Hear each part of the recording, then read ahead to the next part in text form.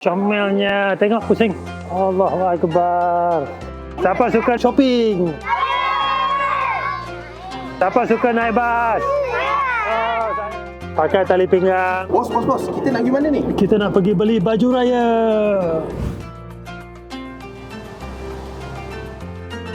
Boleh tak pakai? Terbalik deh.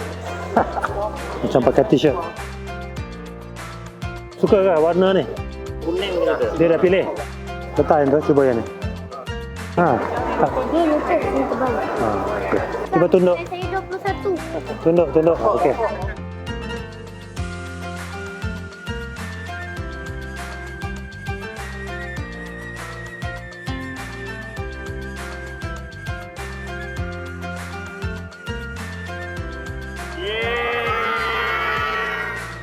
Bos, kita nak pergi mana pula lepas ni?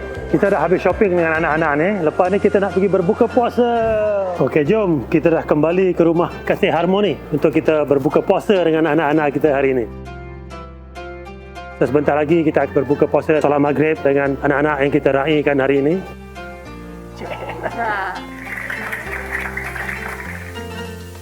Perasaan gembira kita dapat kongsi rezeki bersama anak-anak di rumah Kasih Harmoni. Alhamdulillah, selesailah sudah program kongsi rezeki kita untuk Ramadan tahun ini. InsyaAllah kita jumpa lagi di Ramadan akan datang. Bye-bye.